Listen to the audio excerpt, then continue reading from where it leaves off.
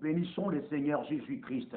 Je viens de vous faire quand même au sujet de Exode le chapitre 20 qui a toujours mal été interprété par beaucoup de serviteurs ignorants qu'il y a 3 interdictions. La première, ne pas fabriquer les idoles d'abord. On n'a pas encore arrivé à l'adorer ou encore à la servir. Non. Donc, toute idole là-bas que vous fabriquez, après quoi vous agenouillez devant l'idole, c'est-à-dire déjà, vous êtes en train d'enfreindre la loi, la première, la seconde et la 3e interdiction que le Seigneur aurait adressée aux enfants d'Israël. Maintenant, je reviens pour que je fasse connaître et attention. Ça nous fait très mal, et même vous les spectateurs, toutes les spectatrices, vous avez toujours entendu que cela ne vous nuise et que cela ne vous déplaise. Mais nous aimerions vous faire croire la vraie vérité. En tout cas, ça fait très mal dans les systèmes catholicisme. Qu'est-ce qui se passe? Quelqu'un, on vous fait voir parce qu'ils ont su des chaînes de télévision avec lesquelles sont en train de promouvoir le catholicisme, promouvoir le mensonge, promouvoir le diable. Ça m'étonnerait d'entendre pour dire qu'il y a un monsieur, il y a une dame qui vient de quitter parfois la franc-maçonnerie. Cet homme quittant la franc-maçonnerie, que non, il est venu rejoindre Jésus-Christ à travers la Vierge Marie. En tout cas, ça fait honte, hein? Je ne sais pas, vous m'entendez bien? Une dame qui quitte parfois la sorcellerie, après on dit, cette dame a quitté la sorcellerie et est venue rejoindre le Seigneur Jésus-Christ à travers la Vierge Marie. Ça n'a pas de sens. Donc, ça suppose sur le catholicisme que c'est Marie qui est en train de faire l'évangélisation pour ramener ceux-là qui sont perdus à Jésus-Christ. C'est ce que ça suppose pour celui qui, en réalité, pousse beaucoup de raisonnements. Il finira par conclure de cette manière. Donc, les morts aussi sont en train d'évangéliser pour Jésus-Christ. Est-ce que vous trouvez ça normal? Est-ce que c'est admissible ou est-ce que ce n'est pas admissible? Si vraiment l'évangélisation est de Dieu même au mort pour que le mort vienne commencer à évangéliser, à ramener le païen, à ramener ceux-là qui étaient perdus, à ramener les francs-maçons, à ramener les sorciers, à ramener les occultistes à Jésus-Christ à travers la Vierge Marie. Parce que quand je dis que le mort, parce que la Vierge Marie n'existait pas. Elle était déjà morte depuis longtemps. Comment ça fait-il que quelqu'un peut venir à Jésus à travers la Vierge Marie? Et la Vierge Marie dont il est question, c'est la statue. Vous comprenez ça? C'est cette idole-là. Quelqu'un qui vous dit que non, moi j'ai vu Marie, mère de Jésus, venir me dire telle ou telle chose. Écoutez-moi. Vos mensonges-là, nous devons en tout cas le relever. Moi que vous voyez, j'étais de temps à autre combattu par votre mari-là, que vous appelez Marie. Je vais vous faire connaître les maris-là. Moi que vous voyez, de temps à autre, j'ai toujours été combattu par Marie-là. Elle ne s'appelle pas Marie, elle s'appelle la Reine du Ciel. C'est ça ce que vous appelez Marie. C'est la Reine du Ciel, Astarté, qui fait combattre. Qu'est-ce qui s'était passé? Avec des combats, moi quand même le Seigneur m'a fait grâce, et de voir cette femme, elle est très belle, je vous dis. C'est tout à fait un ange dessus. Je l'ai toujours vu dans les songes, dans des rêves. Pas une fois, 2 fois, mais à maintes reprises. Écoutez-moi ce qui était arrivé. Après avoir qu'elle combattre, moi que vous voyez, mais avec des résistances par l'œuvre du Saint-Esprit, qu'est-ce qui se passe?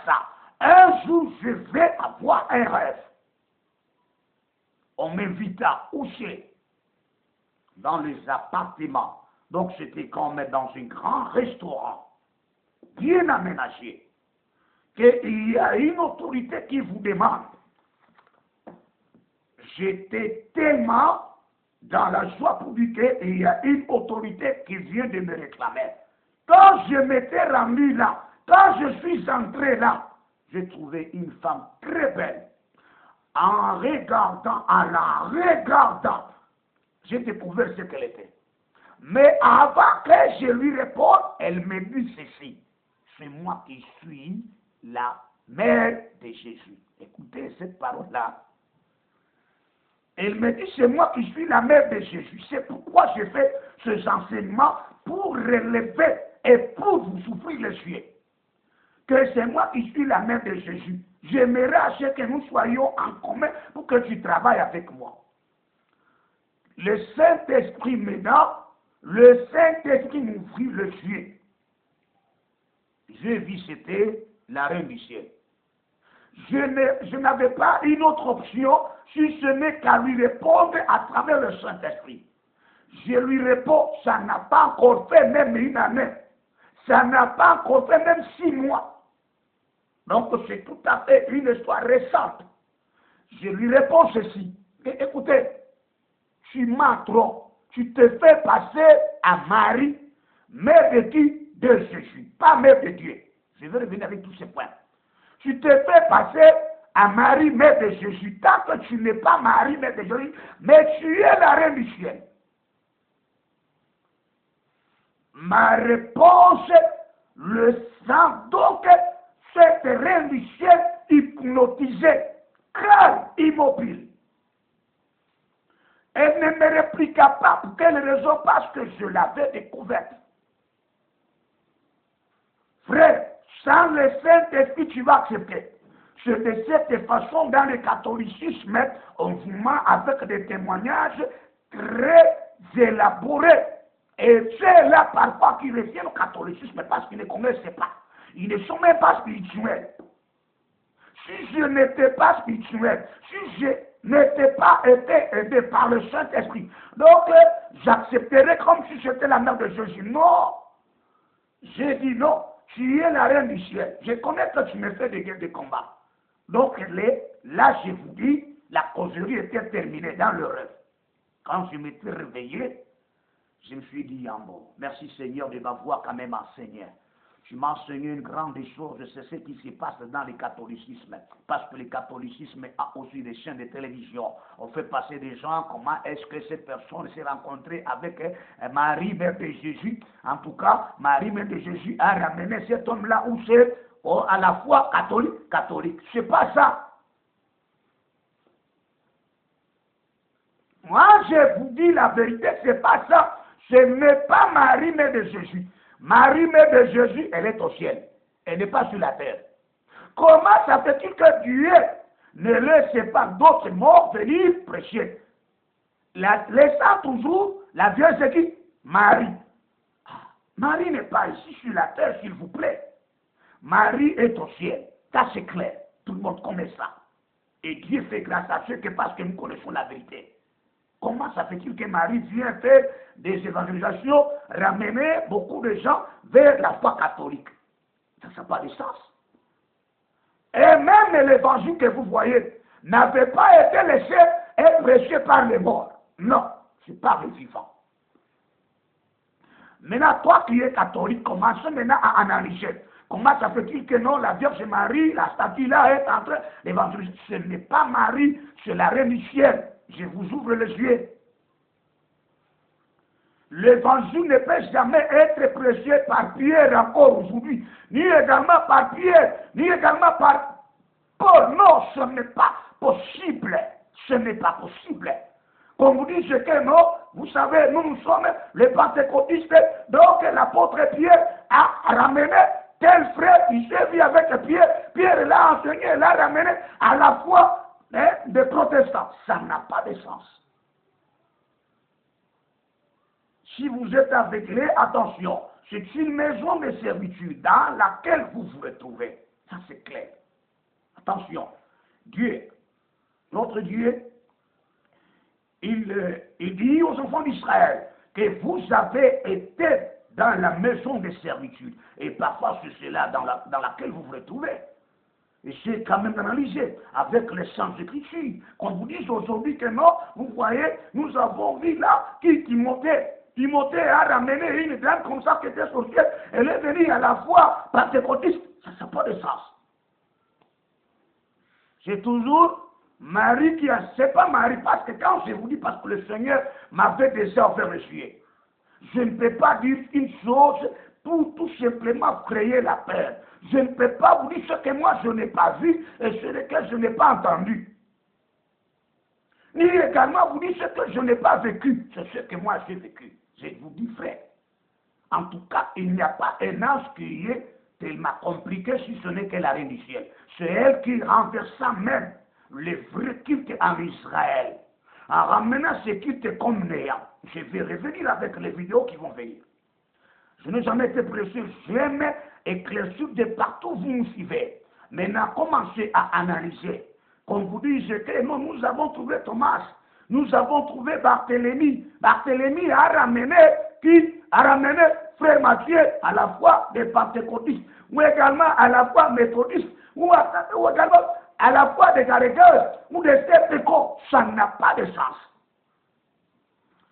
Comme vous dites que non, vous voyez ces pierres-là, le pierre-là a ramené une personne à la fois anglicane. Donc ça n'a pas de sens. Donc l'évangile, la continuité de l'évangile de notre Seigneur Jésus-Christ. L'évangile n'a pas été recommandé aux morts d'aller ramener les gens à Jésus, jamais. Et le Jésus dont on vous dit là, ce n'est pas le Jésus. Je vais revenir avec des tels enseignements. Il y a le vrai Jésus et le faux Jésus. Donc, on vous fait quitter dans la sorcellerie et tu embrasses encore la reine du ciel. Parce que celle qui est là dans l'église catholique, entre guillemets. Quand je dis entre guillemets, je ne suis pas d'accord que c'est tout à fait une église de Dieu. Jamais. Jamais. Ce n'est pas parce que nous écoutons le témoignage. Non, depuis longtemps, jamais. Parce que le Seigneur nous a offert les yeux pour voir. Le Saint-Esprit travaille. Le Saint-Esprit nous fait voir la vérité profonde. C'est ainsi que je vous dis, quand vous allez tomber sur cette vidéo, que je vais intituler La reine du ciel dans le catholicisme. Marie, en parenthèse. C'est cette Marie-là qui fait l'évangélisation au sein du catholicisme, au sein de l'église catholique, entre guillemets. Ce que je dis, même nos chefs connaissent bien ce que je suis en train de proclamer ici. Hein? Je ne peux pas dire le mensonge, je dis la vérité. Je ne peux pas vous mentir jamais, parce que d'abord le mensonge c'est un péché. Maintenant, rendez-vous compte, vous qui êtes catholique. Moi, je me rends compte, écoutez-moi, vous qui êtes même les médecins, vous êtes dans les sectes catholiques. Toutes ces sectes-là, catholiques, écoutez, branhamisme et tout ça comme ça. Écoutez-moi bien, je me suppose très bien et je ne parle pas de part et d'autre, non, non. Moi, je me positionne sur le catholicisme. Écoutez-moi, vous êtes un docteur en médecine, vous êtes un infirmier en médecine. Écoutez, vous, le catholicisme, quand vous appelez Marie, la Vierge Marie, c'est une connotation qu'on ne peut pas accepter. Écoutez, ça veut dire, Marie a été vierge avant qu'elle donne naissance à Jésus-Christ. Ça, c'est clair. Même la Bible dit. Marie, je vous dis bien qu'elle a été vierge avant la naissance de Jésus-Christ. Elle était vierge, d'accord. Les Écritures le témoignent, d'accord. Après qu'elle ait donné naissance à Jésus-Christ, Marie n'est pas encore vierge. Ça fera mal, hein? Donc, du temps avant Jésus, elle est vierge. Au temps de Jésus, elle est vierge. Même à notre époque ici, elle est toujours vierge. Après, vous l'appelez qu'elle est immaculée. Non, elle n'est pas immaculée. Vous dites chantage. Moi, j'aime la vérité. Marie n'a pas seulement donné naissance à Jésus. Après Jésus-Christ, le Seigneur, là, Elle a encore donné naissance à d'autres. Je vais vous faire lire ça. Ne mentez pas aux gens. Hein? Même si vous êtes les ennemis tellement haineux et jurez contre la vérité, nous sommes là pour la vérité. Prenons Luc. Elle est toujours vierge. Vous les docteurs, vous les infirmières, écoutez, oui, une femme recevoir une grossesse, d'accord, elle est vierge. Vous les docteurs qui êtes là, je ne sais pas si vous êtes aveuglés ou quelque chose qui vous dit. Après, la femme là vient d'accoucher un enfant, après pour le docteur encore, la fille ou la femme reste toujours vierge. Est-ce que c'est concevable? Admissible? Moi, je lance un défi. S'il y a un docteur catholique qui me le dise qu'il a fait accoucher une femme, un enfant, la femme encore est restée vierge, viens. Écris-moi sur la section des commentaires. Hein? Marie a donné Jésus, elle est toujours vierge. Elle donne Jose, elle est toujours vierge. Elle donne tel, moi je vais vous le lire. C'est ça. Ce n'est pas pour dire qu'elle est restée vierge. Celle qui reste vierge, c'est la reine du ciel. Voilà, prenons quand même l'évangile. Moi, je dis qu'un docteur catholique me le dise, même un infirmière, même un médecin, vient me le dire sur la section des commentaires pour dire que pasteur, oui, c'est faisable.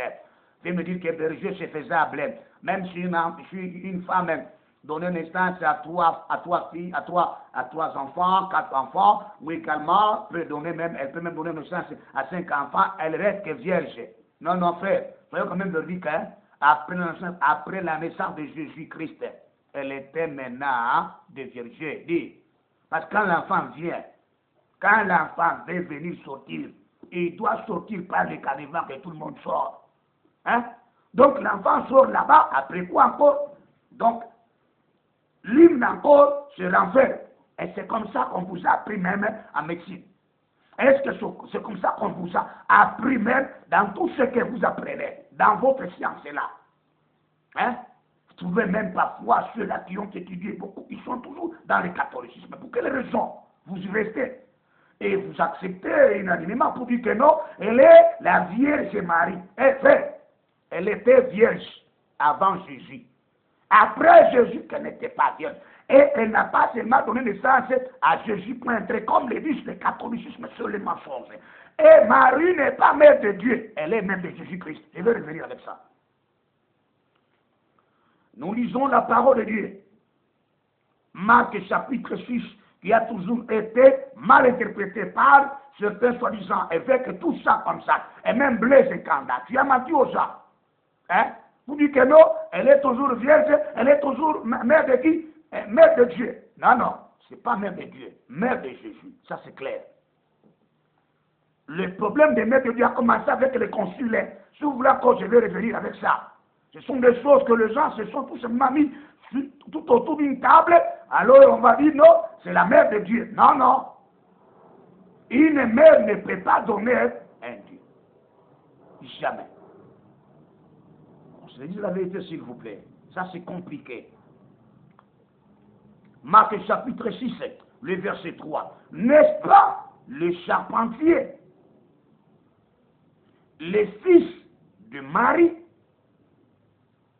les frères de Jacques, ce sont les frères qui sont venus après la naissance de Jésus-Christ. Ce n'est pas que Marie s'est arrêtée seulement sur Jésus-Christ pour un trait. Non, elle a donné naissance à d'autres enfants. Ça c'est vrai clair. Même si Jésus serait là et que vous lui posez la question, il te dira la même chose que je viens de te dire ici. Même si vous posez la question à Jacques que je viens de lire ici, il te dira la même chose que je viens de te dire ici. Hein? Frère de Jacques, de Jose, de Jude et de Simon.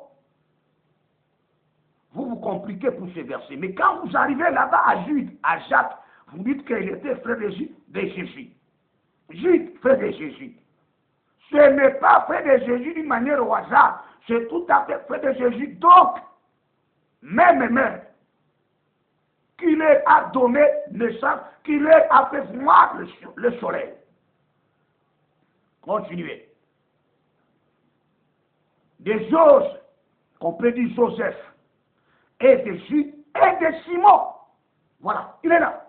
Jésus, le frère, donc le fils de Marie, il est le frère de Jacques.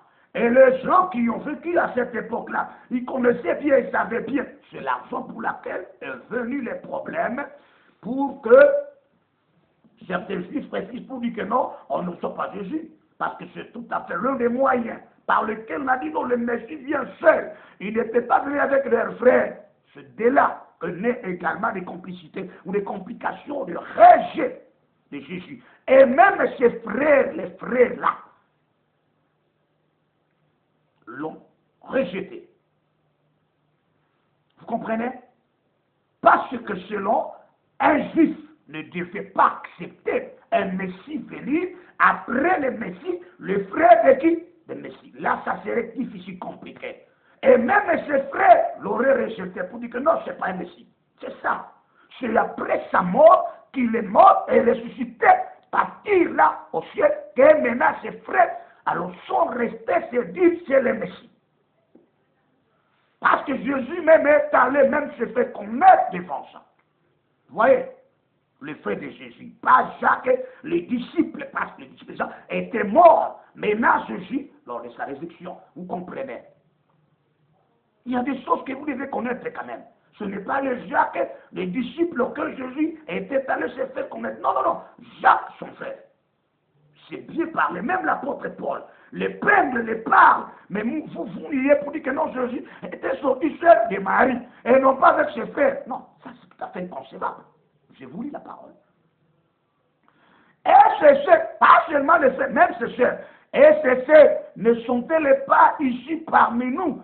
Et il était, c'est pourquoi la Bible dit ouvertement, et il était pour eux une occasion de chute. Occasion de chute pour ceux-là qui disent, qui réclament que jamais. C'est ainsi que même les scribes, les pharisiens, avaient du mal à comprendre que le Messie peut sortir après quoi avec ses frères. Non, ça devait être compliqué.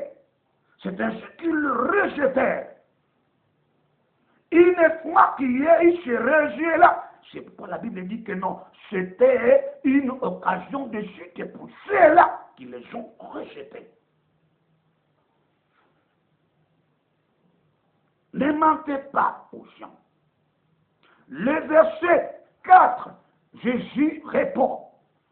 Mais Jésus leur dit, un prophète n'est méprisé que dans sa patrie, parmi ses parents et dans sa maison. C'est Christ, la réponse de Christ. Hein. Le parent, les questions, ce sont tellement ceux-là qui s'inquiètent de dire que non. Comment est-ce que peut-il être un Messie? Le Messie sort après que le Messie est sorti. Il y a encore ses frères, tout ça comme ça, avec ses sœurs. Là, c'était déjà un problème terrible pour les Juifs. Hein. Il ne devrait nulle part l'accepter, même ses frères l'ont accepté après la résurrection de Jésus, après qu'il est parti, qu'il s'est fait voir un Messie, et n'est pas parti sans pourtant se voir avec Jacques qui vient après Jésus. Je vis avec lui, c'est très clair. Vous voulez forcer des choses qui ne peuvent pas, en tout cas, s'améliorer, jamais. Pour dire que non, vous savez, elle est la Vierge. Moi, je vous dis aujourd'hui, si vous avez encore des débats levés, Marie, elle était vierge avant Jésus-Christ. Une fois elle a donné naissance à Jésus-Christ, l'hymne ne devrait pas encore rester toujours là-bas. Et même vous, les scientifiques qui entrent dans ces catholicismes, je ne sais pas comment est-ce que vous êtes en train de réfléchir les choses. Hein? Quand même, ne voyez pas les choses de loin, voyez-les de près. Analysons quand même des choses. Même ta femme que tu avais prise là, mariage, après avoir connu ta femme, la femme a donné naissance à un enfant que tu as nommé Kassongo, Moutombo, et Edouard, mais ta femme restait toujours vierge. Hein? Là, vous acceptez. Là, vous n'acceptez pas. Mais pour Marie, là, vous acceptez. Moi, je vous dis, Marie, jusqu'aujourd'hui, elle n'était pas vierge. Après que la naissance de ses enfants, elle n'était pas vierge. Elle est considérée comme une humaine, comme tous les humains. Que le Seigneur, en tout cas, aide le spectateur qui nous suivent ainsi que les spectatrices qui sont en train de nous suivre. C'est pour cette raison le Jacques dont je vous parle, c'est lui-même qui reste avec l'église de Jérusalem. Bon, je vais vous lire Galates chapitre 2. Chapitre 2, le verset 9. Il ne faut pas, avant d'abord qu'on vienne, Galates, disons comme Galates, chapitre 2, verset 9, je vais revenir également au niveau de Galates, chapitre 1, le verset, en tout cas, si c'est bon, j'aimerais prendre le verset 9. Galates d'abord, le chapitre 2, le verset 9. Et ayant reconnu la grâce qui m'avait été accordée, Jacques, Céphas et Jean, qui sont regardés comme des colonnes, mais donnèrent à moi et à Barnabas la main d'association afin que nous allassions, nous vers les païens et eux vers les circoncis. Les Jacques, il est question, c'est le petit frère de Jésus. Ça c'est clair. Ce n'est pas le Jacques, le frère de qui? Des gens. Non. Le frère de Jean est déjà mis à mort. C'est le Jacques, le petit frère de Jésus-Christ, dont parle l'apôtre Paul, qui est devenu aussi une colonne, les trois colonnes qui en réalité étaient restées diriger l'Église à cette époque au temps des apôtres. Après quoi, l'apôtre Paul a eu quand même l'initiative d'aller faire connaissance avec les trois colonnes. J'ai lu Galates chapitre 1, le verset 19. Mais je n'ai vu aucun autre des apôtres, si ce n'est Jacques, le frère du Seigneur. C'est clair. Mais vous refutez pour dire que non, Jésus est né seul. Admettons, dans votre pensée là-bas, une pensée éphémère, une pensée des enfants, admettons que Jésus était né de Marie seule. Donc Jésus, quand il est né de Marie seule, Marie est toujours vierge.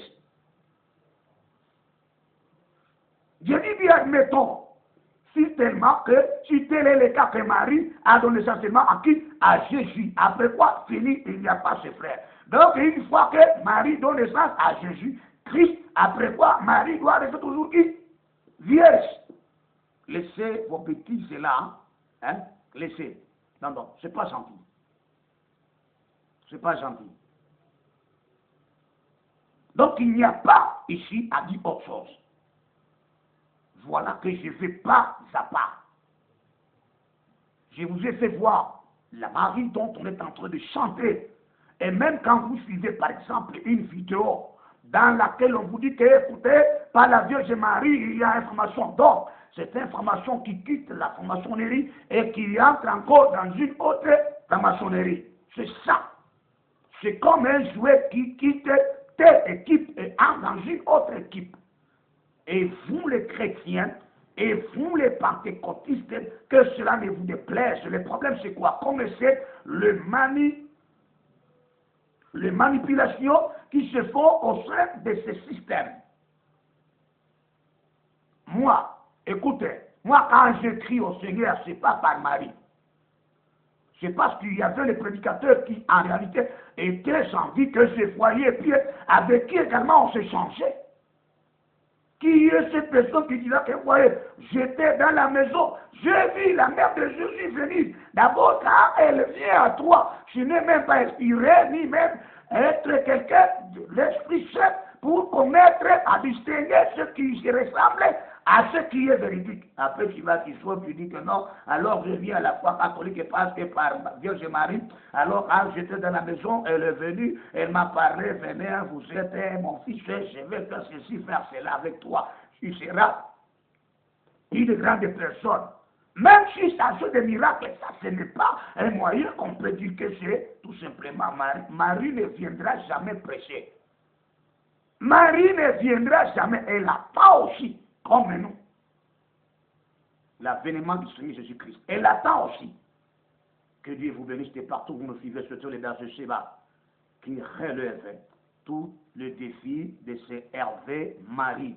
C'est tout à fait inconcevable. Nous vous invitons de vous abonner. Il y a des choses que nous devons maintenant déceler. Il y a des choses que nous devons maintenant dévoiler pour que vous ne restiez pas dans l'incertitude de tous les enseignements. C'est pourquoi Luc était tellement très précis. Il dit que son excellent Théophile, Je suis en train de vous écrire les choses auxquelles vous avez appris pour garder votre certitude. Voilà. Sinon, la plupart de la masse chrétienne est dans leur certitude. Ça, c'est tout à fait inconcevable. Donc, les gens, ils peuvent tomber sur tel verset et ils le comprennent. Un autre verset, ça leur donne des bouleversements. Nous devons relever cela et vous faire connaître la vérité. Que Dieu vous bénisse. Amen.